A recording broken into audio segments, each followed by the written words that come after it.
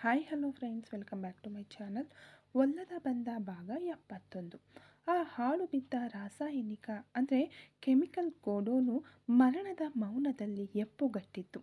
ಒಳಗೆ ಒಂದು ಕಬ್ಬಿಣದ ಕುರ್ಚಿಗೆ ನಕ್ಷತ್ರಾಳ ದೇಹವನ್ನು ಕಟ್ಟಿ ಹಾಕಲಾಗಿತ್ತು. ಅವಳ ಬಾಯಿಗೆ ಕಟ್ಟಿದ್ದ ಬಟ್ಟೆ ಅವಳ ಅಳುವಿನ ಧ್ವನಿಯನ್ನು ತಡೆದಿತ್ತು. ನೋವು ತುಂಬಿದ ಕಣ್ಣುಗಳಿಂದ ಅವಳು ಸಾವನ್ನು ನೆನೆದು ರೋಧಿಸುತ್ತಿದ್ದಳು. 5 ಮಂದಿ ಗೂಂಡಾಗಳು ಅವಳನ್ನು ಸುತ್ತುವರೆದು ನಿಂತಿದ್ದರು. ನಕ್ಷತ್ರ, ನಿನ್ನನ್ನು ಇಂದು ಬದುಕಲು ಬಿಟ್ಟರೆ ತಾನೇ ಅಥರ್ವ ಬಂದು ನಿನ್ನನ್ನು ಕರೆದುಕೊಂಡು ಹೋಗುವುದು. ನೀನು ಸತ್ತರೆ ಎಂದು ಹೇಳುತ್ತಾ ಒಬ್ಬ ಗೂಂಡ ಕತ್ತಿಯಿಂದ ನಕ್ಷತ್ರಾಳ ಕೈ ನರವನ್ನು ಸೀಳಿದನು. ನಕ್ಷತ್ರಾಳ ಕಣ್ಣುಗಳಿಂದ ನೀರು ಸುರಿಯಿತು. ಆಗ ಮತ್ತೊಬ್ಬ, ಹೇ ಹುಡುಗಿ ಬೆಣ್ಣೆಯಲ್ಲಿ ಮಾಡಿದ ಶಿಲೆಯ ಹಾಗೆ ಇದ್ದಾಳೆ, ಇವಳನ್ನು ಹೀಗೆಯೇ ನಾವು ಅನುಭವಿಸಿ ಆಮೇಲೆ ಕೊಂದು ಬಿಡೋಣ ಎಂದನು. ಇದು ನಕ್ಷತ್ರಾಗೆ ಬೆಂಕಿಯಲ್ಲಿ ಬಿದ್ದಂತಾಯಿತು. ಆ ಆಘಾತ ಮತ್ತು ಅವಳ ಅತಿಯಾದ ರಕ್ತಸ್ರಾವದಿಂದ ಅವಳು ಪ್ರಜ್ಞೆ ತಪ್ಪಿ ಬಿದ್ದಳು. ಕಂಬದ ಹಿಂದೆ ಅಡಗಿದ್ದ ಮಾಯಾಗೆ ಇದಕ್ಕಿಂತ ಹೆಚ್ಚು ಸಹಿಸಿಕೊಳ್ಳಲು ಸಾಧ್ಯವಾಗಲಿಲ್ಲ.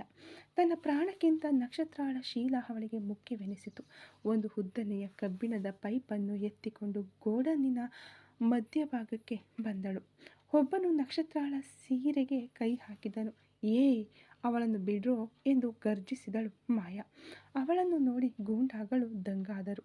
ಇವಳ್ಯಾರೋ ನಮ್ಮ ಆಪರೇಷನ್ನಲ್ಲಿ ಮೂಗು ತೂರಿಸೋಕೆ ಬಂದಿದ್ದಾಳೆ, ಇವಳನ್ನು ಸೇರಿಸಿ ಮುಗಿಸಿಬಿಡೋಣ, ಇವತ್ತು ನಮಗೆ ಡಬಲ್ ಟ್ರೀಟ್ ಎಂದು ಕಿರುಚುತ್ತಾ ಒಬ್ಬ ಮಾಯಾ ಕಡೆಗೆ ನುಗ್ಗಿದನು. ಮಾಯಾ ಸ್ವಲ್ಪವೂ ಯೋಚಿಸಲಿಲ್ಲ. ತನ್ನ ಕೈಯಲ್ಲಿದ್ದ ಪೈಪಿನಿಂದ ಅವನಿಗೆ ಜೋರಾಗಿ ಹೊಡೆದಳು. ಅವನು ನಿಯಂತ್ರಣ ತಪ್ಪಿ ಕೆಳಗೆ ಬಿದ್ದನು. ಉಳಿದ ಗೂಂಡಾಗಳು ಮಾಯಾಳನ್ನು ಸುತ್ತು ಹೊರೆದರು. ಒಬ್ಬಳು ಹೆಣ್ಣು ಮತ್ತು 5 ಮಂದಿ ಗಂಡಸರ ನಡುವೆ ಭೀಕರ ಕಾಳಗ ಶುರುವಾಯಿತು. ಮಾಯಾ ಇಬ್ಬರ ಶೀಲವನ್ನು ಕಾಪಾಡಬೇಕು ಎಂಬ ಛಲದಿಂದ ಹೋರಾಡಿದಳು. ಅವಳ ಕೈಗಳಿಂದ ರಕ್ತ ಸುರಿಯಲಾರಂಭಿಸಿತು. ಆದರೂ ಅವಳು ಬಿಡಲಿಲ್ಲ.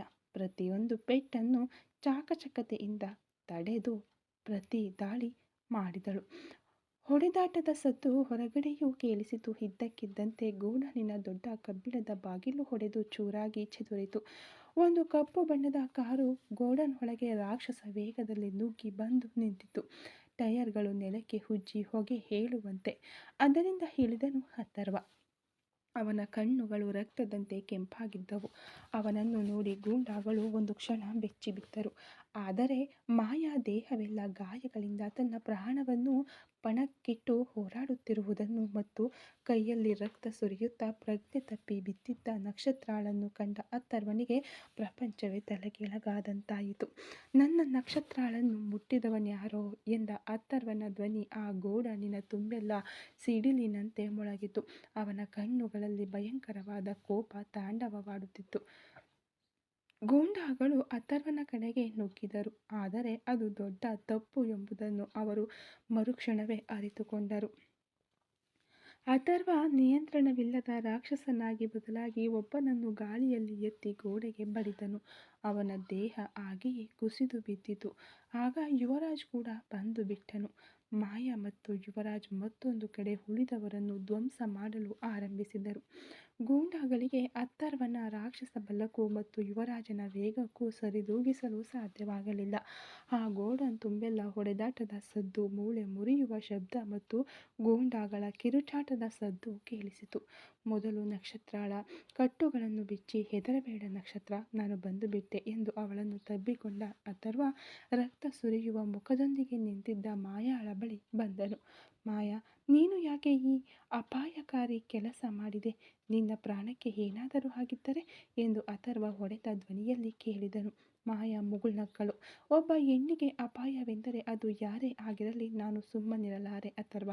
ಇವರು ನಿಮ್ಮ ನಕ್ಷತ್ರಾಳನ್ನು ಮುಟ್ಟದಂತೆ ನಾನು ತಡೆಯುತ್ತಿದ್ದೆ ಎಂದು ಉಸಿರೆಳೆಯುತ್ತಾ ಹೇಳಿದಳು.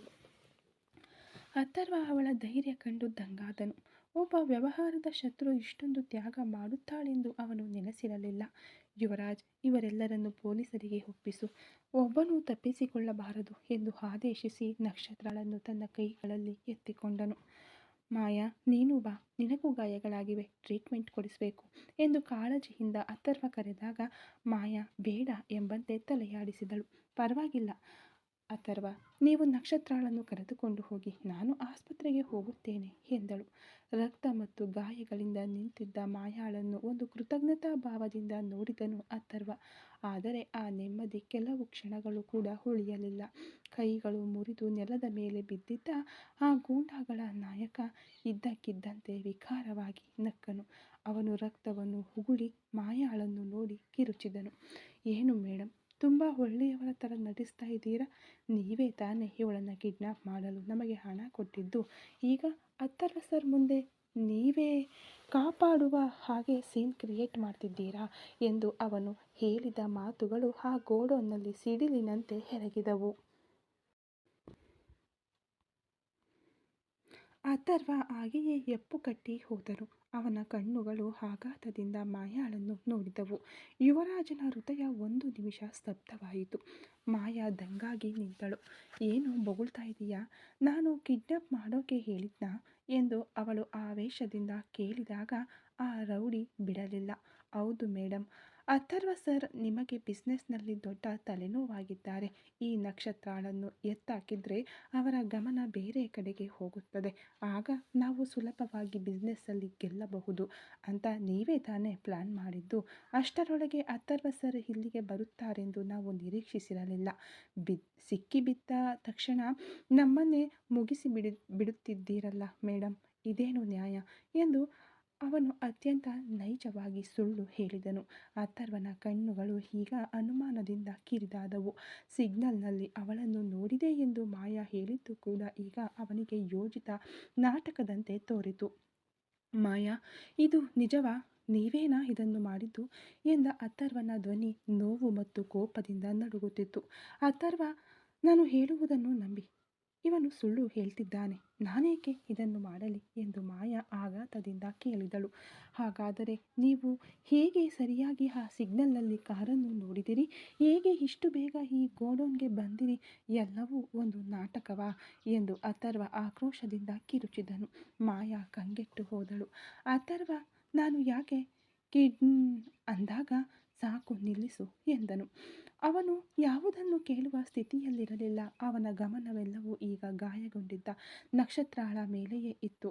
ಅಥರ್ವ ತನ್ನ ಕೈಗಳಲ್ಲಿದ್ದ ನಕ್ಷತ್ರಾಳನ್ನು ಬಿಗಿಯಾಗಿ ತಬ್ಬಿಕೊಂಡನು. ಅವನ ಕಣ್ಣುಗಳು ರಕ್ತದಂತೆ ಕೆಂಪಾಗಿ ರಕ್ತ ಸುರಿಯುವ ಮುಖದೊಂದಿಗೆ ನಿಂತಿದ್ದ ಮಾಯಾಳನ್ನು ಒಬ್ಬ ಅಪರಾಧಿಯನ್ನು ನೋಡುವಂತೆ ನೋಡಿದವು. ಯುವರಾಜ್, ಇವರನ್ನು ಪೊಲೀಸರಿಗೆ ಒಪ್ಪಿಸು ಎಂದವನು ನಕ್ಷತ್ರಾಳನ್ನು ಕೈಯಲ್ಲಿ ಎತ್ತಿಕೊಂಡೇ ಅಥರ್ವ ಒಬ್ಬ ಆಕ್ರೋಶಗೊಂಡ ರಾಕ್ಷಸನಂತೆ ಮಾಯಾ ಕಡೆಗೆ ಒಂದು ಹೆಜ್ಜೆ ಮುಂದಿಟ್ಟನು. ಅವನ ದೃಷ್ಟಿಯಲ್ಲಿದ್ದ ದ್ವೇಷ ಮಾಯಾಳನ್ನು ಸುಟ್ಟು ಹಾಕಿತು. ಮಾಯಾ, ಇದುವರೆಗೂ ನಿನ್ನನ್ನು ಬಿಸ್ನೆಸ್ನಲ್ಲಿ ಮಾತ್ರ ಸೋಲಿಸಬೇಕು ಎಂದುಕೊಂಡಿದ್ದೆ.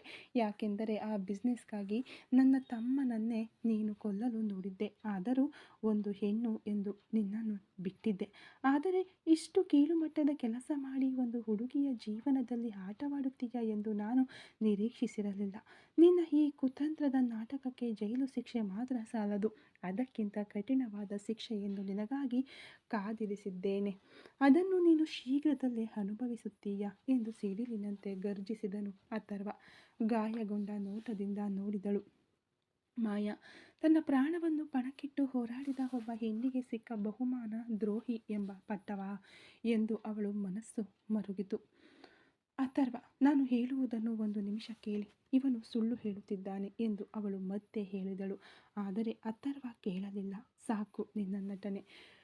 ಒಂದು ಬಿಸ್ನೆಸ್ ಗೆಲುವಿಗಾಗಿ ಇಷ್ಟೊಂದು ಕೀಳು ಮಟ್ಟಕ್ಕೆ ಇಳಿಯುತ್ತೀಯಾ? ನಿನ್ನನ್ನು ಇನ್ನು ಮುಂದೆ ನಾನು ಮನುಷ್ಯಳೆಂದೇ ಗೌರವಿಸುವುದಿಲ್ಲ. ಇನ್ನು ಮುಂದೆ ನೀನು ನರಕವನ್ನು ಮಾತ್ರ ಅನುಭವಿಸಲು ಹೋಗುತ್ತಿದ್ದೀಯಾ ಎಂದು ಹೀಯಾಳಿಸಿ ನಕ್ಷತ್ರಾಳನ್ನು ಎತ್ತಿಕೊಂಡು ವೇಗವಾಗಿ ತನ್ನ ಕಾರಿನ ಕಡೆಗೆ ನಡೆದನು. ಅವನ ಕಾರು ಆಸ್ಪತ್ರೆಯ ಕಡೆಗೆ ವೇಗವಾಗಿ ಧಾವಿಸಿತು. ಆ ಕತ್ತಲಿನ ಗೋಡೌನ್ನಲ್ಲಿ ರಕ್ತದ ಗಾಯಗಳೊಂದಿಗೆ ಒಂಟಿಯಾಗಿ ಬಿಡಲ್ಪಟ್ಟಳು ಮಾಯಾ. ನೆಲದ ಮೇಲೆ ಬಿದ್ದಿದ್ದ ರೌಡಿಯ ಮುಖದಲ್ಲಿ ಒಂದು ವಂಚಕ ನಗು ಇತ್ತು. ಮಾಯಾ ಕೋಪದಿಂದ ತನ್ನ ಕೈಯಲ್ಲಿದ್ದ ಕಬ್ಬಿಣದ ಸರಳಿನಿಂದ ಅವನಿಗೆ ಮತ್ತೊಮ್ಮೆ ಜೋರಾಗಿ ಹೊಡೆದಳು. ಇವನಿಗೆ ಸಹಾಯ ಮಾಡಿದ್ದಕ್ಕೆ ನನಗೆ ಇದು ಬೇಕಿತ್ತು ಎಂದು ಹಲ್ಲು ಕಡಿದಳು ಮಾಯಾ. ತನ್ನ ಗಾಯದಿಂದ ಸುರಿಯುತ್ತಿದ್ದ ರಕ್ತವನ್ನು ಒರೆಸಿಕೊಳ್ಳುತ್ತಲೇ, ಇವನು ಏನೇ ಅಂದುಕೊಂಡಿದ್ದರೆ ನನಗೇನು? ಒಂದು ಹೆಣ್ಣು ಅಪಾಯದಲ್ಲಿದ್ದರೆ ಅದು ನನ್ನ ಶತ್ರುವೇ ಆಗಿದ್ದರೂ ಕಾಪಾಡಬೇಕು ಎಂದು ನನ್ನ ಆತ್ಮಸಾಕ್ಷಿಗೆ ಅನ್ನಿಸಿತು. ಮಾಡಿದೆ. ಇದರಲ್ಲಿ ನನಗೆ ಯಾವ ಬೇಸರವೂ ಇಲ್ಲ ಎಂದು ತನಗೆ ತಾನೇ ಹೇಳಿಕೊಂಡವಳು ಯುವರಾಜನನ್ನು ನೋಡಿ, ನಿಮ್ಮ ಓನರ್ಗೆ ಸ್ವಲ್ಪವೂ ತಾಳ್ಮೆ ಇಲ್ಲ. ನಾನು ಬರದೇ ಇದ್ದಿದ್ದರೆ ಈ ಹೊತ್ತಿಗೆ ನಕ್ಷತ್ರ ಮಾನ ಗಾಳಿಯಲ್ಲಿ ಹಾರಿ ಹೋಗುತ್ತಿತ್ತು. ನನ್ನ ಪ್ರಾಣವನ್ನು ಪಣಕ್ಕಿಟ್ಟು ಅವಳ ಶೀಲವನ್ನು ಕಾಪಾಡಿದೆ. ಆದರೆ ಅದಕ್ಕೆ ಪ್ರತಿಯಾಗಿ ನಿಮ್ಮ ಓನರ್ ನನಗೆ ನರಕವನ್ನು ತೋರಿಸುತ್ತಾನಂತೆ. ಅವನಿಗೆ ಹೇಳಿ ನಾನು ಆದಿಶೇಷನ್ ಮಗಳು, ಯಾವುದಕ್ಕೂ ಹೆದರುವವಳಲ್ಲ ಎಂದು ಹೇಳಿ ಅಲ್ಲಿಂದ ಹೊರಟು ಹೋದಳು ಮಾಯಾ. ದೇಹದ ನೋವಿಗಿಂತಲೂ ಅಥರ್ವ ತನ್ನನ್ನು ಅನುಮಾನಿಸಿದ ಆ ಅವಮಾನ ಅವಳ ವೈರಾಗ್ಯವನ್ನು ಇನ್ನಷ್ಟು ಹೆಚ್ಚಿಸಿತು. ನಿನ್ನನ್ನು ಬಿಸ್ನೆಸ್ನಲ್ಲಿ ಮಾತ್ರವಲ್ಲ ಅಥರ್ವ, ಎಲ್ಲ ಕಡೆಯೂ ಸೋಲಿಸಿ ನಾನು ಯಾರೆಂದು ತೋರಿಸುತ್ತೇನೆ ಎಂದು ಮನಸ್ಸಿನಲ್ಲೇ ಶಪಥ ಮಾಡುತ್ತಾ ತನ್ನ ಮನೆಯ ಕಡೆಗೆ ಧೈರ್ಯದಿಂದ ಕಾರನ್ನು ಚಲಾಯಿಸಿದಳು ಮಾಯಾ. ಯುವರಾಜ್ ಎಲ್ಲರನ್ನೂ ಪೊಲೀಸರಿಗೆ ಒಪ್ಪಿಸಿಬಿಟ್ಟು ಆಸ್ಪತ್ರೆಯ ಕಡೆಗೆ ಧಾವಿಸಿದನು. ಅಥರ್ವ ನಕ್ಷತ್ರಳನ್ನು ಬೇರೊಂದು ಖಾಸಗಿ ಆಸ್ಪತ್ರೆಗೆ ದಾಖಲಿಸಿದನು. ಅದೇ ವೇಳೆಗೆ ತನ್ನ ಕೋಣೆಯಲ್ಲಿ ಅರ್ಧ ನಿದ್ರೆ ಮಾತ್ರೆಯ ಪ್ರಭಾವದಿಂದ ಮಲಗಿದ್ದ ವಿಷ್ಣು ಈಗಷ್ಟೇ ಎದ್ದನು. ಅವನ ಮನಸ್ಸಿನಲ್ಲಿ ಅತೀವ ನೋವು. ಅದನ್ನು ಮರೆಮಾಚಲು ಎದ್ದು ಸ್ನಾನ ಮಾಡಿ ಟೀ ಶರ್ಟ್ ಧರಿಸಿ ತಯಾರಾದನು. ಹಾಲಿಗೆ ಬಂದನು. ಆಗ ಟಿವಿಯನ್ನು ಆಫ್ ಮಾಡಿಬಿಟ್ಟು ನಗುತ್ತಾ ತನ್ನ ಮಗನ ಬಳಿ ಬಂದಳು ಜಾಜಿ. ಕಂದ, ನಿನ್ನನ್ನು ಹಿಡಿದಿದ್ದ ಶನಿ ತೊಲಗಿತು. ನೀನು ಹೋಗಿ ಕನಿಷ್ಕಾಳನ್ನು ಭೇಟಿಯಾಗಿ ಮಾತನಾಡಿ ರಿಜಿಸ್ಟರ್ ಮ್ಯಾರೇಜ್ಗೆ ಏರ್ಪಾಡು ಮಾಡು ಎಂದು ಹೇಳಿದಳು. ವಿಷ್ಣು ವೇಗವಾಗಿ ಯಾಮಿನಿಯ ಕೋಣೆಗೆ ಹೋದನು. ತನ್ನ ತಾಯಿ ಹಾಗೆ ಹೇಳಿದ ತಕ್ಷಣ ವಿಷ್ಣು ವೇಗವಾಗಿ ಯಾಮಿನಿಯ ಕೋಣೆ ಒಳಗೆ ನುಗ್ಗಿದನು. ಅಲ್ಲಿ ಅವಳು ಇರಲಿಲ್ಲ. ಆದರೆ ಅಲ್ಲಿದ್ದ ಟೇಬಲ್ ಮೇಲೆ ಅವಳ ಕೊರಳಿನಲ್ಲಿದ್ದ ತಾಳಿ ಸರವಿತ್ತು. ಅದನ್ನು ನೋಡಿದವನಿಗೆ ಒಂದು ಕ್ಷಣ ಹೃದಯವೇ ಒಡೆದು ಹೋದಂತಾಯಿತು. ನಡುಗುವ ಕೈಗಳಿಂದ ಅದನ್ನು ಎತ್ತಿಕೊಂಡನು. ಅದರಲ್ಲಿ ತಾಳಿ ಇರಲಿಲ್ಲ, ಬರೀ ಸರ ಮಾತ್ರವಿತ್ತು. ಅದರಿಂದಲೇ ಅವನು ಅರ್ಥ ಮಾಡಿಕೊಂಡನು, ಅವಳು ಹಳದಿ ದಾರಕ್ಕೆ ಮಾಂಗಲ್ಯವನ್ನು ಬದಲಾಯಿಸಿಕೊಂಡು ಆ ಚಿನ್ನದ ಸರವನ್ನು ಮಾತ್ರ ಅವನ ಸ್ವತ್ತು ಎಂದು ಬಿಟ್ಟು ಹೋಗಿದ್ದಾಳೆ ಎಂದು. ಅದನ್ನು ಹಾಗೆಯೇ ಕೈಯಲ್ಲಿ ಹಿಡಿದುಕೊಂಡವನಿಗೆ ಯಾಕೋ ಆ ಜಾಗದಲ್ಲಿ ನಿಲ್ಲಲು ಮನಸ್ಸಾಗಲಿಲ್ಲ. ಅದನ್ನು ತೆಗೆದುಕೊಂಡು ಅವಸರದಿಂದ ಹೊರಟನು. ಕಂದ, ಎಲ್ಲಿಗೆ ಹೋಗ್ತಾ ಇದೀಯಾ ಎಂದು ಜಾಜಿ ವೇಗವಾಗಿ ಬರಲು ಯಾವುದೇ ಉತ್ತರವನ್ನು ನೀಡದೆ ಹೊರಟವನು ಕಾರ್ ಶೆಡ್ನಲ್ಲಿ ಬಹಳ ದಿನಗಳಿಂದ ಮುಚ್ಚಿಡಲಾಗಿದ್ದ ತಾರ್ಪಾಲನ್ನು ವೇಗವಾಗಿ ಸರಿಸಿದನು. ಅದರೊಳಗೆ ಅಡಗಿಕೊಂಡಿತ್ತು ಅವನ ರೇಸ್ ಬೈಕ್. ಅದರ ಮೇಲೆ ಏರಿ ಯಾಮಿನಿಯ ಮನೆಯ ಕಡೆಗೆ ಅತಿ ವೇಗವಾಗಿ ಹಾರಿದನು ವಿಷ್ಣು. ಅದೇ ಸಮಯದಲ್ಲಿ ಆಸ್ಪತ್ರೆಯ ತುರ್ತು ಚಿಕಿತ್ಸಾ ವಿಭಾಗದ ಬಾಗಿಲಿಗೆ ಕಾರ್ ಬಂದು ನಿಂತ ತಕ್ಷಣ ಅಥರ್ವ ನಕ್ಷತ್ರಳನ್ನು ತನ್ನ ಕೈಗಳಲ್ಲಿ ಎತ್ತಿಕೊಂಡು ಒಳಗೆ ಓಡಿದನು. ಡಾಕ್ಟರ್, ಡಾಕ್ಟರ್, ಬೇಗ ಯಾರಾದರೂ ಬನ್ನಿ ಎಂದು ಅವನು ಕಿರುಚಿದ ಸದ್ದು ಆ ಆಸ್ಪತ್ರೆಯ ಆವರಣವನ್ನೇ ನಡುಗಿಸಿತು. ತಕ್ಷಣವೇ ಸ್ಟ್ರೆಚರ್ ತರಲಾಯಿತು. ನಕ್ಷತ್ರಳನ್ನು ಅದರಲ್ಲಿ ಮಲಗಿಸಿದ ಸಿಸ್ಟರ್ ಅವಳನ್ನು ICU ಕಡೆಗೆ ತಳ್ಳಿಕೊಂಡು ಓಡಿದರು. ಸರ್, ನೀವು ಹೊರಗಡೆಯೇ ಇರಿ ಎಂದು ಒಬ್ಬ ಸಿಸ್ಟರ್ ಅವನನ್ನು ತಡೆಯಲು ಅಥರ್ವ ದಿಕ್ಕು ತೋಚದೆ ಆ ಬಾಗಿಲಲ್ಲೇ ನಿಂತನು. ಅವನ ಶರ್ಟ್ ಮೇಲೆ ನಕ್ಷತ್ರಳ ರಕ್ತ ಮತ್ತು ಗೋಡನ್ನ ಧೂಳು ಅಂಟಿಕೊಂಡಿತ್ತು. ಆ ರೂಪ ಅಲ್ಲಿದ್ದವರನ್ನು ಭಯಪಡಿಸುವಂತಿತ್ತು. ಸ್ವಲ್ಪ ಸಮಯದಲ್ಲೇ ವಿಕ್ರಮ್, ಕಾರ್ತಿಕ್ ಮತ್ತು ಯುವರಾಜ್ ಮೂವರು ಆತಂಕದಿಂದ ಅಲ್ಲಿಗೆ ಬಂದು ತಲುಪಿದರು. ದೂರದಲ್ಲಿ ಅಥರ್ವ ರಕ್ತದ ಕಲೆಗಳೊಂದಿಗೆ ಕಂಗಾಲಾಗಿ ನಿಂತಿರುವುದನ್ನು ಕಂಡ ವಿಕ್ರಮನ ಹೃದಯ ಮಿಡಿಯಿತು.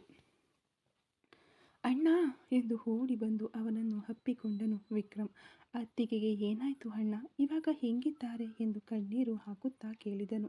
ಅಥರ್ವ ಯಾವುದೇ ಮರು ಮಾತನಾಡಲಿಲ್ಲ. ಅವನ ಕಣ್ಣುಗಳು ICU ಬಾಗಿಲನ್ನೇ ದಿಟ್ಟಿಸಿ ನೋಡುತ್ತಿದ್ದನು. ಯುವರಾಜ್ ಅವನ ಹತ್ತಿರ ಬಂದನು. ಚಿಂತಿಸಬೇಡಿ ಬಾಸ್, ನಕ್ಷತ್ರ ಧೈರ್ಯವಂತ ಹುಡುಗಿ, ಅವರಿಗೆ ಏನೂ ಆಗಲ್ಲ. ಪೊಲೀಸ್ ಆ ರೌಡಿಗಳನ್ನು ಸ್ಟೇಷನ್ಗೆ ಕರೆದುಕೊಂಡು ಹೋಗಿದ್ದಾರೆ ಎಂದನು. ಆಫೀಸ್ನಿಂದ ಲ್ಯಾಪ್ಟಾಪ್ ಸಮೇತ ಓಡಿ ಬಂದ ಕಾರ್ತಿಕ್, ಸರ್, ಆ ಭಾಗದಲ್ಲಿದ್ದ ಎಲ್ಲ ಟ್ರಾಫಿಕ್ ಕ್ಯಾಮರಾಗಳನ್ನು ನಾನು ಚೆಕ್ ಮಾಡಿದೆ. ಆದರೆ ಆ ಮಾಯಾ ಮೇಡಮ್ ಹೇಳಿದ್ದಕ್ಕೂ ಆ ರೌಡಿ ಹೇಳಿದ್ದಕ್ಕೂ ಮಧ್ಯೆ ಯಾವುದೋ ಒಂದು ದೊಡ್ಡ ಪಿತೂರಿ ಇದೆ ಸರ್ ಎಂದನು ಕಾರ್ತಿಕ್. ಮಾಯಾ ಎಂಬ ಹೆಸರನ್ನು ಹೇಳಿದ ತಕ್ಷಣ ಅಥರ್ವನ ಮುಖ ಕೋಪದಿಂದ ಕಪ್ಪೆಟ್ಟಿತು. ಮಾಯಾ, ಅವಳು ಒಂದು ಪಿಶಾಚಿ ಕಾರ್ತಿಕ್. ಬಿಸ್ನೆಸ್ಗಾಗಿ ಒಂದು ಹುಡುಗಿಯನ್ನು ಅಪಹರಣ ಮಾಡಿಕೊಂಡು ಬಂದು ಆಮೇಲೆ ಅವಳೇ ಕಾಪಾಡುವ ಹಾಗೆ ಸೀನ್ ಕ್ರಿಯೇಟ್ ಮಾಡ್ತಾ ಇದ್ದಾಳೆ. ಆ ರೌಡಿ ನಿಜ ಹೇಳದೇ ಇದ್ದಿದ್ದರೆ ನಾನು ಅವಳನ್ನು ನನ್ನ ನಕ್ಷತ್ರಳನ್ನು ಕಾಪಾಡಿದ ದೇವತೆ ಅಂತ ನಂಬಿಬಿಡ್ತಾ ಇದ್ದೆ. ಅವಳಿಗೆ ನಾನು ಕೊಡಲಿರುವ ಶಿಕ್ಷೆ ತುಂಬ ಭಯಂಕರವಾಗಿರುತ್ತೆ ಎಂದು ಹಲ್ಲು ಕಡಿದನು ಅಥರ್ವ. ವಿಕ್ರಮ್ ಗೊಂದಲದಿಂದ ನೋಡಿದನು. ಅಣ್ಣ, ಆದರೆ ಮಾಯಾ ತಾನೇ ನಿಮಗೆ ಮಾಹಿತಿ ಕೊಟ್ಟದ್ದು ಅಂತ ಕಾರ್ತಿಕ್ ಹೇಳಿದ. ಅವಳು ಯಾಕೆ ಹಾಗೆ ಮಾಡಬೇಕು ಅಂದಾಗ, ಅದುವೇ ಅವಳ ತಂತ್ರ ವಿಕ್ರಮ್. ನಮ್ಮನ್ನು ಹೇಮಾರಿಸಿ ನಮ್ಮ ಗಮನವನ್ನು ಬೇರೆಡೆಗೆ ಸೆಳೆದು ಬಿಸ್ನೆಸ್ ಕೈವಶ ಮಾಡಿಕೊಳ್ಳಲು ಅವಳು ಹಾಕಿದ ಪ್ಲಾನ್ ಇದು. ಇವಾಗ ಅದರ ಬಗ್ಗೆ ಮಾತನಾಡಬೇಡಿ. ನನ್ನ ನಕ್ಷತ್ರಗೆ ಮೊದಲು ಪ್ರಜ್ಞೆ ಬರಬೇಕು ಎಂದು ಅಥರ್ವ ಕುಳಿತುಕೊಂಡನು. ಅಣ್ಣ, ನೀವು ಯೋಚನೆ ಮಾಡಬೇಡಿ. ಅತ್ತಿಗೆಯನ್ನು ಕಿಡ್ನಾಪ್ ಮಾಡಿದ್ದು ಆ ಮಾಯ ಆಗಿದ್ದರೆ ಖಂಡಿತ ನಾನು ಸುಮ್ಮನೆ ಬಿಡಲ್ಲ. ಅಂದು ನನಗೆ ಆಕ್ಸಿಡೆಂಟ್ ಮಾಡಿಸಿದ್ದನ್ನು ಕೂಡ ನಾನು ಸಹಿಸಿಕೊಂಡೆ. ಆದರೆ ಇಂದು ಅತ್ತಿಗೆ ಈ ಪರಿಸ್ಥಿತಿಯಲ್ಲಿದ್ದಾರೆ. ಅದಕ್ಕೆ ಕಾರಣ ಯಾರಾಗಿದ್ದರೂ ಅವರನ್ನು ಖಂಡಿತ ಪತ್ತೆ ಹಚ್ಚದೆ ಬಿಡಲ್ಲ ಎಂದು ಆಕ್ರೋಶದಿಂದ ತನ್ನ ಕೈಯನ್ನು ಬೀಸಿ ಗೋಡೆಗೆ ಚುಚ್ಚಿದನು ವಿಕ್ರಮ್. ಆಗ ಅವನ ಹೆಗಲ ಮೇಲೆ ಕೈ ಇಟ್ಟ ಯುವರಾಜ್, ಸ್ವಲ್ಪ ತಾಳ್ಮೆಯಿಂದ ಇರಿ ಬಾಸ್. ಮೊದಲು ನಕ್ಷತ್ರ ಮೇಡಮ್ ಕಣ್ಣು ಬಿಡಲಿ. ಅದಾದ ಮೇಲೆ ಯಾರು ಏನು ಅಂತ ಪತ್ತೆ ಹಚ್ಚಿ ಮುಗಿಸಿ ಬಿಡಬಹುದು. ಆ ರೌಡಿಗಳು ನಿಜ ಹೇಳಿದ್ರಾ ಇಲ್ಲ ಸುಳ್ಳು ಹೇಳಿದ್ರಾ ಅನ್ನೋದು ಸ್ಟೇಷನ್ಗೆ ಹೋದರೆ ಗೊತ್ತಾಗುತ್ತೆ ಎಂದು ಹೇಳಲು ಅದು ಕೂಡ ಸರಿನೇ ಎಂದು ಹೇಳಿ ಅಥರ್ವನ ಪಕ್ಕದಲ್ಲಿ ಕುಳಿತುಕೊಂಡನು ವಿಕ್ರಮ್. ಸಮಯ ಉರುಳುತ್ತಿದ್ದಂತೆ ಅಥರ್ವನ ತಳಮಳ ಹೆಚ್ಚಾಯಿತು. ಅವನು ತನ್ನ ಕೈಗಳನ್ನು ನೋಡಿಕೊಂಡನು. ಈ ಕೈಗಳು ಅವಳನ್ನು ರಕ್ಷಿಸುತ್ತವೆ ಎಂದು ತಾನೇ ಅವಳು ನಂಬಿದ್ದಳು. ಆದರೆ ಇದೇ ಕೈಗಳಿಂದ ಅವಳನ್ನು ಒಪ್ಪಂದ ಎಂಬ ಹೆಸರಿನಲ್ಲಿ ಕಟ್ಟಿಹಾಕಿ ಇಂದು ಸಾವಿನ ಅಂಚಿನವರೆಗೆ ತಂದು ನಿಲ್ಲಿಸಿಬಿಟ್ಟೆನಲ್ಲ ಎಂದು ಅವನ ಮನಸ್ಸಾಕ್ಷಿ ಅವನನ್ನು ಚುಚ್ಚಿತು.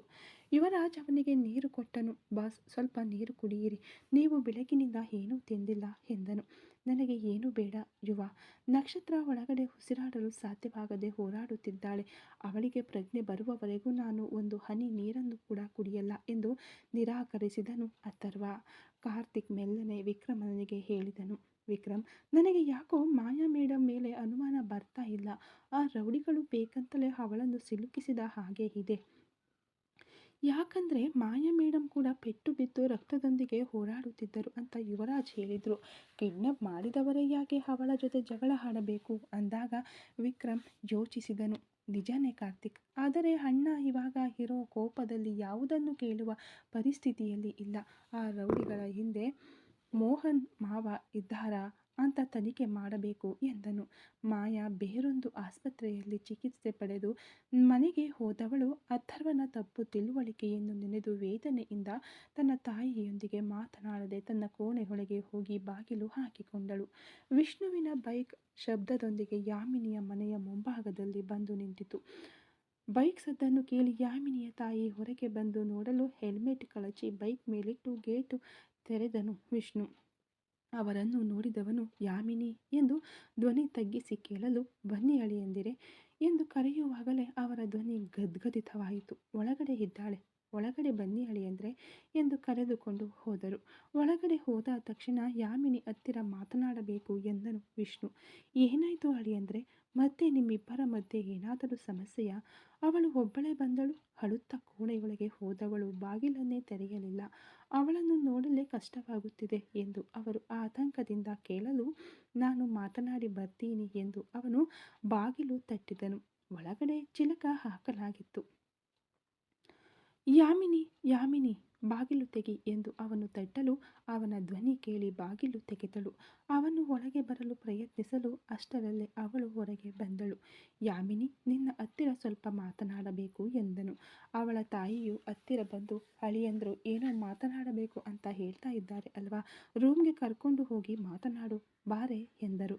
ಅಮ್ಮ, ಅವರು ನಿಮ್ಮ ಅಳಿಯ ಅಲ್ಲ. ನಾನು ಯಾರೋ ಒಬ್ಬ ಗಂಡಸಿನ ಜೊತೆ ಒಡ್ಡಿಯಾಗಿ ರೂಮ್ಗೆ ಹೋಗಿ ಮಾತನಾಡಿದರೆ ಚೆನ್ನಾಗಿರಲ್ಲ ಎಂದಳು ಯಾಮಿನಿ.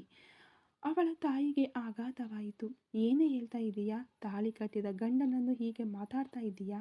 ನಿಮ್ಮಿಬ್ಬರಿಗೂ ಏನಾದರೂ ಸಮಸ್ಯೆ ಇದ್ದರೆ ಮಾತನಾಡಿ ಬಗೆಹರಿಸಿಕೊಳ್ಳಿ. ಅದಕ್ಕಾಗಿ ಈ ಮಾತುಗಳನ್ನು ಆಡಬೇಡ ಎಂದರು. ಯಾಮಿನಿ, ಮನೆಗೆ ಬಾ ಹೋಗೋಣ ಎಂದನು ವಿಷ್ಣು. ಮನೆಗ? ಆ ಮನೆಯಲ್ಲಿ ನನಗೆ ಏನು ಹಕ್ಕಿದೆ ಎಂದಳು ಒಡೆದ ಧ್ವನಿಯಲ್ಲಿ. ಇಲ್ಲಿ ನೋಡು, ನಿನಗೂ ನನಗೂ ಇರೋದು ಸಮಸ್ಯೆನೇ. ಅದಕ್ಕಾಗಿ ನೀನು ಮನೆ ಬಿಟ್ಟು ಬರಬೇಕು ಅಂತ ಅಗತ್ಯ ಇಲ್ಲ. ನೀನು ಅಲ್ಲೇ ಇರಬಹುದು ಎಂದನು ವಿಷ್ಣು.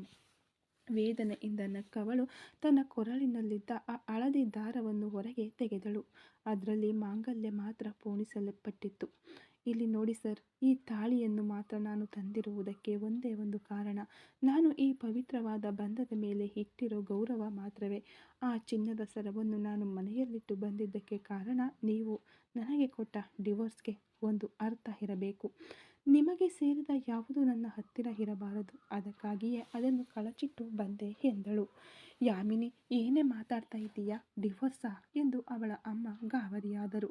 ಹೌದಮ್ಮ ಎಂದವಳು. ನಡೆದಿದ್ದನ್ನೆಲ್ಲ ಹೇಳಿ ಮುಗಿಸಲು ಅವಳ ತಾಯಿಗೆ ಅಳು ಉಕ್ಕಿ ಬಂದಿತು. ಯಾಕೆ ಅಳಿಯಂದ್ರೆ, ನನ್ನ ಮಗಳ ಜೀವನವನ್ನು ಹಾಳು ಮಾಡ್ತಾ ಇದ್ದೀರಾ? ನಿಮ್ಮ ತಂದೆ ಒತ್ತಾಯ ಮಾಡಿ ಮದುವೆ ಮಾಡಿಸಿದ್ರು. ಇವಾಗ ನೀವು ಅವಳನ್ನು ಒಂಟಿಯಾಗಿಸ್ತಾ ಇದ್ದೀರಾ ಎಂದು ಅಳಲು. ವಿಷ್ಣು, ಇಲ್ಲಿ ನೋಡಿ, ನಿಮ್ಮ ಮಗಳ ಜೀವನವನ್ನು ಹಾಳು ಮಾಡಬೇಕು ಅಂತ ನಾನು ಅಂದುಕೊಂಡಿಲ್ಲ. ಅದೇ ಸಮಯದಲ್ಲಿ ಅವಳ ಜೊತೆ ಸೇರಿ ಬಾಳಲು ನನ್ನಿಂದ ಸಾಧ್ಯವಿಲ್ಲ. ನನ್ನ ತಂದೆ ಇವಳನ್ನು ನನ್ನ ತಲೆಗೆ ಕಟ್ಟಲು ನನ್ನ ಪ್ರೀತಿಯನ್ನು ಕೊಂದರು. ಅದಕ್ಕೆ ಶಿಕ್ಷೆಯಾಗಿ ನಾನು ಇವಳಿಗೆ ಡೈವರ್ಸ್ ಕೊಟ್ಟಿದ್ದು. ಇನ್ಮೇಲೆ ಅವಳಿಗೂ ನನಗೂ ಯಾವುದೇ ಸಂಬಂಧವಿಲ್ಲ. ನೀವು ಬೇಕಾದರೆ ನಿಮ್ಮ ಮಗಳಿಗೆ ಬೇರೆ ಗಂಡನ್ನು ನೋಡಿ ಮದುವೆ ಮಾಡಿ, ನನಗೆ ಯಾವುದೇ ಅಭ್ಯಂತರವಿಲ್ಲ. ನಾನೇ ಮುಂದೆ ನಿಂತು ಅವಳಿಗೆ ಮದುವೆ ಮಾಡಿಸಿಕೊಡ್ತೀನಿ ಎಂದ ತಕ್ಷಣ ಕೋಪದಲ್ಲಿ ಮೂಗು ಕೆಂಪಾಗಲು ಅವನ ಶರ್ಟ್ ಹಿಡಿದಳು ಯಾಮಿನಿ. ವಿಷ್ಣುವಿಗೆ ಕೋಪದಲ್ಲಿ ಕಣ್ಣುಗಳು ಕೆಂಪಾದವು. ಆದರೂ ತನ್ನ ಕೈಗಳನ್ನು ಮಡಚಿ ಕೋಪವನ್ನು ಹತೋಟಿಗೆ ತಂದನು. ಯಾಮಿನಿ, ಏನೇ ಮಾಡ್ತಾ ಇದ್ದೀಯಾ ಎಂಬ ಅವಳ ಅಮ್ಮನ ಧ್ವನಿಗೆ ಎಚ್ಚೆತ್ತುಕೊಂಡವಳು ತಟ್ಟನೆ ಅವನ ಶರ್ಟ್ ಹಿಡಿದಿದ್ದ ಕೈಯನ್ನು ಕೂಡಬಿದ್ದಳು. ಕಣ್ಣೀರು ಮತ್ತು ಕೋಪದಿಂದ ಅವನನ್ನು ನೋಡಿದವಳು, ತಾಳಿ ಕಟ್ಟಿದ ಹೆಂಡತಿಗೆ ಬೇರೆ ಮದುವೆ ಮಾಡುವಷ್ಟರ ಮಟ್ಟಿಗೆ ನೀವು ದೊಡ್ಡ ಕೊಡುಗೈದಾತ ಅಂತ ನನಗೆ ಅರ್ಥವಾಗುತ್ತಿದೆ ಸರ್. ಆದರೆ ಒಬ್ಬನ ಜೊತೆ ಮನಸ್ಸಿನಿಂದಲೂ ದೇಹದಿಂದಲೂ ಬಾಳಿ ಮರುದಿನವೇ ಅವನು ಇಲ್ಲ ಎಂದು ತಿಳಿದ ತಕ್ಷಣ ಮತ್ತೊಬ್ಬನನ್ನು ಅದೇ ಜಾಗಕ್ಕೆ ತರುವಷ್ಟರ ಮಟ್ಟಿಗೆ ನಾನು ಇನ್ನೂ ಪಕ್ವವಾಗಿಲ್ಲ. ಪ್ಲೀಸ್, ದಯವಿಟ್ಟು ಹೊರಗೆ ಹೋಗಿ ಆ ಕನಿಷ್ಕಾಳನ್ನು ಮದುವೆಯಾಗಿ ಸಂತೋಷವಾಗಿರಿ. ನಿಮಗೆ ಅದು ತಾನೇ ಬೇಕು. ನಾನು ಯಾರನ್ನು ಪ್ರೀತಿಸಲಿಲ್ಲ, ಮದುವೆಯಾಗಬೇಕು ಅಂತ ಆಸೆ ಪಡಲೂ ಇಲ್ಲ. ಕಟ್ಟಿದ ಗಂಡನಿಗೆ ವಿಚ್ಛೇದನ ನೀಡಿ ಅವಸರವಾಗಿ ಬೇರೊಬ್ಬನನ್ನು ಹುಡುಕಬೇಕಾದ ಅಗತ್ಯ ನನಗಿಲ್ಲ. ಈ ಜನ್ಮದಲ್ಲಿ ನನಗೆ ನನ್ನ ಅಮ್ಮ ಅಪ್ಪ ಸಾಕು. ದಯವಿಟ್ಟು ಹೊರಗೆ ಹೊರಟು ಹೋಗಿ ಎಂದಳು, ಕಣ್ಣುಗಳು ಕೆಂಪಾಗುತ್ತಾ ಬಾಗಿಲಿನ ಕಡೆಗೆ ಕೈ ತೋರಿಸುತ್ತಾ. ಇಲ್ಲಿ ನೋಡು, ನಿನ್ನ ಮೇಲಿರುವ ಕಾಳಜಿಯಿಂದ ನಾನು ನಿನಗೆ ಮದುವೆ ಮಾಡಿಸ್ತೀನಿ ಅಂತ ಹೇಳಲಿಲ್ಲ. ನನ್ನ ತಂದೆಗೆ ಸರಿಯಾದ ಪ್ರತ್ಯುತ್ತರ ನೀಡಬೇಕು, ಅದಕ್ಕಾಗಿ ಹೇಳಿದೆ. ಇಲ್ಲಿ ನೋಡು, ಇನ್ನೆರಡು ದಿನದಲ್ಲಿ ಲಾಯರ್ ಆಫೀಸಿಗೆ ಬಾ. ನಮ್ಮಿಬ್ಬರ ಮಧ್ಯೆ ಇರುವ ಈ ಬಂಧವನ್ನು ಕಾಯಂ ಆಗಿ ಮುರಿದುಕೊಳ್ಳೋಣ ಎಂದು ಹೇಳಿ ಹೊರಟು ಹೋದನು ವಿಷ್ಣು. ಮುಂದಿನ ಕ್ಷಣವೇ ಮುಖ ಮುಚ್ಚಿಕೊಂಡು ಹಾಗೆಯೇ ನಡು ಹಾಲಿನಲ್ಲಿ ಕುಳಿತು ಬಿಕ್ಕಿ ಬಿಕ್ಕಿ ಅತ್ತಳು ಯಾಮಿನಿ. ಹೋಗುವಾಗ ಯಾಕೋ ಅವನ ಮನಸ್ಸು ನಿರಾಳವಾಗಿರಲಿಲ್ಲ. ಬಹಳ ದಿನಗಳ ನಂತರ ತನ್ನ ರೇಸ್ ಬೈಕ್ನಲ್ಲಿ ದೀರ್ಘ ದೂರ ಪ್ರಯಾಣ ಬೆಳೆಸಿದನು ವಿಷ್ಣು. ಸುಮಾರು 2 ಗಂಟೆಗಳ ಹೋರಾಟದ ನಂತರ ICU ಬಾಗಿಲು ತೆರೆಯಲ್ಪಟ್ಟಿತು. ಡಾಕ್ಟರ್ ಹೊರಗೆ ಬಂದರು. ಅಥರ್ವ ಓಡಿ ಹೋಗಿ ಅವರ ಕೈಗಳನ್ನು ಹಿಡಿದುಕೊಂಡನು. ಡಾಕ್ಟರ್ ನಕ್ಷತ್ರ ಹಿಂಗಿದ್ದಾಳೆ, ಅವಳಿಗೆ ಪ್ರಜ್ಞೆ ಬಂತ ಅಂದ. ಡಾಕ್ಟರ್ ಮಾಸ್ಕ್ ಕಳಚಿ ನಿಟ್ಟುಸಿರು ಬಿಟ್ಟರು. ಮಿಸ್ಟರ್ ಅಥರ್ವ, ಹೆದರಬೇಕಾದ ಅಗತ್ಯ ಹೀಗೇನೂ ಇಲ್ಲ. ಆದರೆ ಅವಳಿಗೆ ದೇಹದಲ್ಲಿರುವ ಗಾಯಗಳಿಗಿಂತ ಮಾನಸಿಕ ಆಘಾತ ತುಂಬ ಹೆಚ್ಚಾಗಿದೆ. ತುಂಬ ಸಮಯದವರೆಗೆ ಬಾಯಿ ಕಟ್ಟಲ್ಪಟ್ಟಿದ್ದರಿಂದಲೂ, ಕೈ ನರ ಕತ್ತರಿಸಿ ರಕ್ತದ ನಷ್ಟ ಹೆಚ್ಚಾಗಿದ್ದರಿಂದಲೂ ದೇಹ ತುಂಬ ದುರ್ಬಲವಾಗಿದೆ. ಸದ್ಯಕ್ಕೆ ಅವಳು ಗಾಢ ನಿದ್ರೆಯಲ್ಲಿದ್ದಾಳೆ. ನಾಳೆ ಬೆಳಿಗ್ಗೆಯೇ ಪ್ರಜ್ಞೆ ಬರುವುದು. ಅಲ್ಲಿಯವರೆಗೆ ಶಾಂತಿ ಅಗತ್ಯ ಎಂದರು. ಆ ಒಂದು ಮಾತು ಅಥರ್ವನ ದೇಹಕ್ಕೆ ಜೀವ ಮರಳಿ ತಂದಂತಾಯಿತು. ಅವನು ಹಾಗೆಯೇ ಗೋಡೆಗೆ ಹೊರಗೆ ನೆಲದ ಮೇಲೆ ಕುಳಿತನು. ಅವನ ಕಣ್ಣುಗಳು ನೋವಿನಿಂದ ಮೇಲಕ್ಕೆ ನೋಡಿದವು. ವಿಕ್ರಮ್ ಮೆಲ್ಲನೆ ಅವನ ಪಕ್ಕದಲ್ಲಿ ಕುಳಿತು ಕೈಗಳನ್ನು ಹಿಡಿದುಕೊಂಡನು. ಅಥರ್ವ ಭಾವುಕನಾಗಿ ಹೇಳಿದನು, ವಿಕ್ರಮ್, ಅವಳು ಬದುಕಿಕೊಂಡಳು ಕಣೋ, ನನ್ನ ನಕ್ಷತ್ರ ಬದುಕಿಕೊಂಡಳು ಎಂದು ತಮ್ಮನ ಕೈಗಳನ್ನು ಹಿಡಿದು ಹತ್ತನು. ಯುವರಾಜ್ ಮತ್ತು ಕಾರ್ತಿಕ್ ಒಬ್ಬರನ್ನೊಬ್ಬರು ನೋಡಿ ನಿಟ್ಟುಸಿರು ಬಿಟ್ಟರು. ಆದರೆ ಅಥರ್ವನ ಮನಸ್ಸಿನಲ್ಲಿ ಇನ್ನೂ ಮಾಯಾ ಮೇಲಿನ ಆ ದ್ವೇಷ ಕಡಿಮೆಯಾಗಿರಲಿಲ್ಲ. ಆ ದ್ವೇಷವೇ ಅವನ ಮುಂದಿನ ಯುದ್ಧಕ್ಕೆ ಬೆಂಕಿಯಾಗಿ ಬದಲಾಗಲು ಕಾಯುತ್ತಿತ್ತು. ಅದೇ ಸಮಯದಲ್ಲಿ ಮರುದಿನವೇ ಮಾಯಾಳನ್ನು ಖುದ್ದಾಗಿ ಭೇಟಿಯಾಗಿ ಮಾತನಾಡಿ ಈ ಸಮಸ್ಯೆಗೆ ಒಂದು ಮುಕ್ತಿ ಹಾಡಬೇಕು ಎಂದು ನಿರ್ಧರಿಸಿದನು ವಿಕ್ರಮ್. ಈ ಕತೆ ಇನ್ನೂ ಮುಂದುವರಿಯುವುದು. ದಯವಿಟ್ಟು ಸ್ಟೋರಿ ಇಷ್ಟ ಆಗ್ತಾ ಇದೆ ಲೈಕ್ ಮಾಡಿ, ಶೇರ್ ಮಾಡಿ, ಕಾಮೆಂಟ್ ಮಾಡಿ, ಹಾಗೆ ಸಬ್ಸ್ಕ್ರೈಬ್ ಮಾಡಿಕೊಂಡು ವಿಡಿಯೋ ನೋಡಿ. Thank you so much.